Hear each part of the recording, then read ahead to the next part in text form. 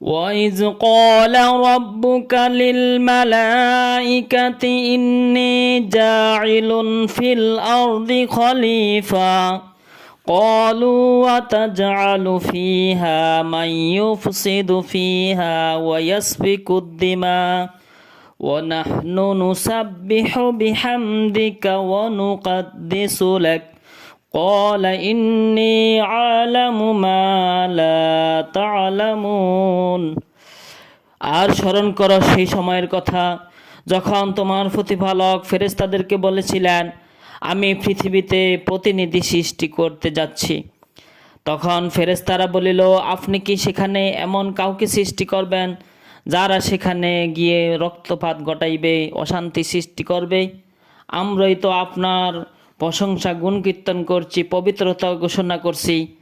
আল্লাহ বলিলেন, আমি যা জানি তোমরা তা জানো না। وعلم آدم الأسماء كلها ثم عرضهم على الملائكة فقال أنبئوني بأسماء هؤلاء إن كنتم صادقين। এবং তিনি আদমকে যাবতীয় নাম শিক্ষা দিলেন। তৎপর সেই সমুদয় ফেরেশতাদের সম্মুখে প্রকাশ করিলেন এবং বলিলেন, এই সমুদয়ের নাম আমাকে বলিয়া দাও যদি তোমরা সত্যবাদী হও। ক্বালু সুবহানাকা লা ইলমা লানা ইল্লা মা আল্লামতানা ইন্নাকা আনতাল আলিমুল হাকিম। তাহারা ফেরেশতারা বলিল, আপনি মহান পবিত্র, আপনি আমাদের যাহা শিক্ষা দিয়েছেন তাহা ছাড়া আমাদের কোনো জ্ঞান নাই, বস্তুত আপনি জ্ঞানময় ও প্রজ্ঞানময়।